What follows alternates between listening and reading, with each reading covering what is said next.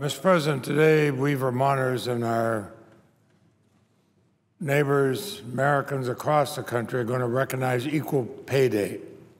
It's a day that shines a spotlight on the glaring pay disparity between men and women.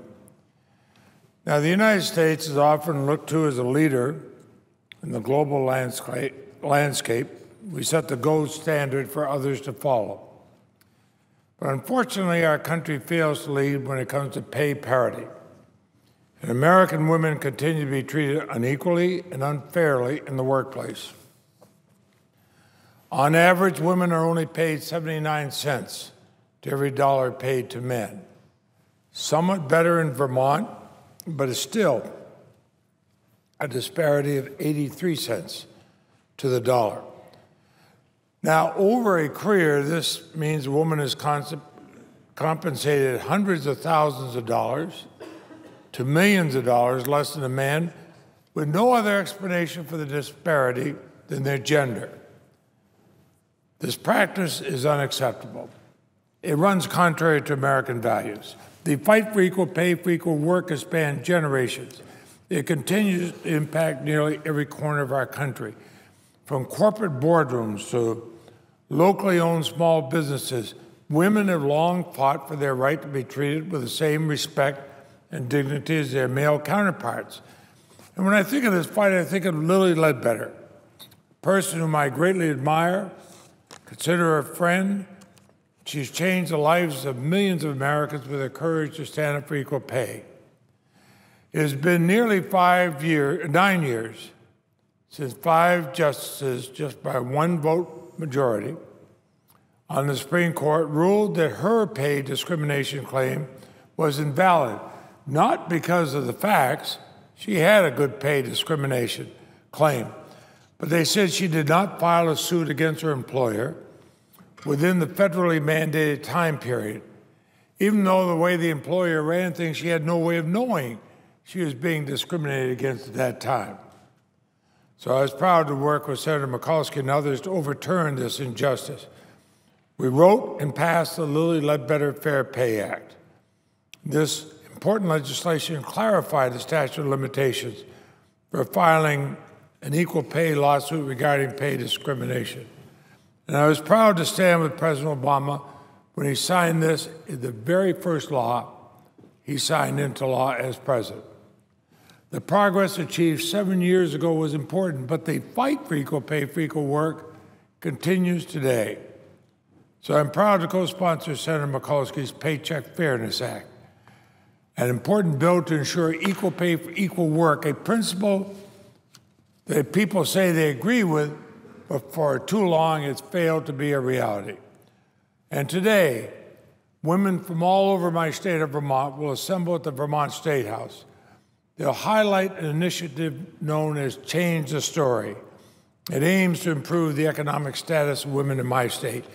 They'll note that while Vermont women fare slightly better than the average around the country, the current pace, the wage gap will not disappear before the year 2048. That is far too long for anybody to have to wait.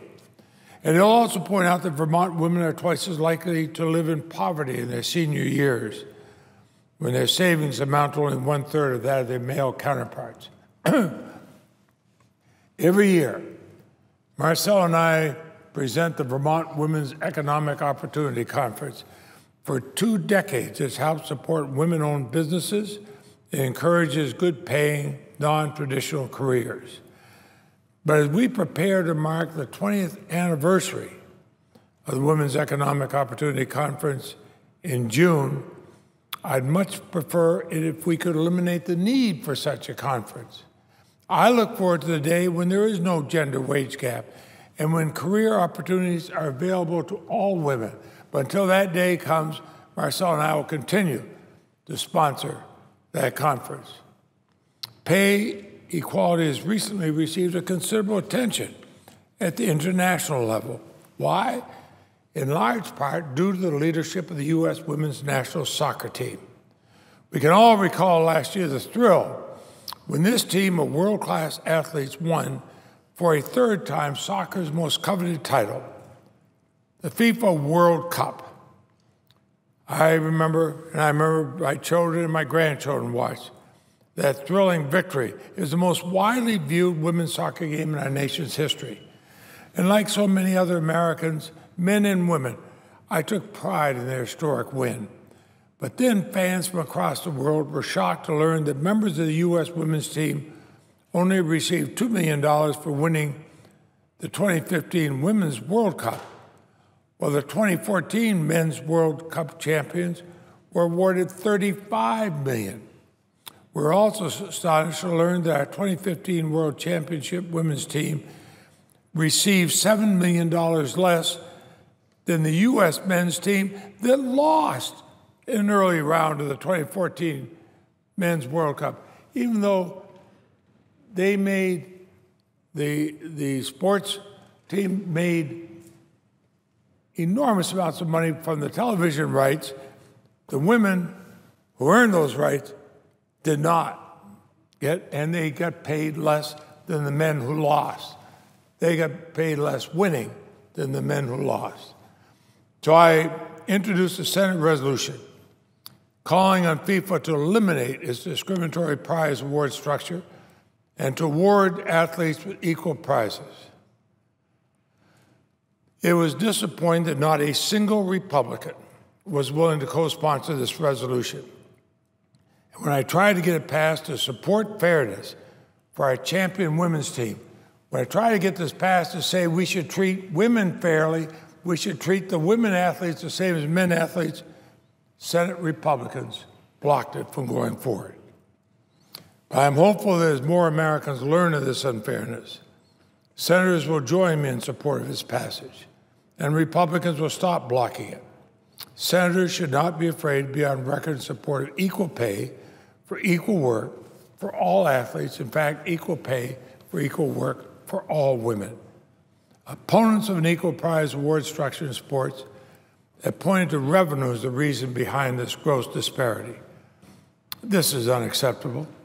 Tennis icons like Billie Jean King and Venus Williams did not accept these arguments, and instead they fought for equal prize awards in the face of overwhelming adversity. And their impressive efforts led to equal prize awards in the U.S. Open Tennis Championships in Wimbledon, which now provides all athletes, men and women, the respect they deserve. So I am proud to stand in support of the U.S. women's national team in their fight for equal prize awards from FIFA and for equal treatment from the U.S. Soccer Federation. The disparities that exist in these organizations are outrageous. They should be remedied immediately. They should be ensured that men and women are treated fairly and equally. And while every Democrat has supported that, I hope Republicans will stop blocking it. Because as we reflect on the important meaning of Equal Pay Day,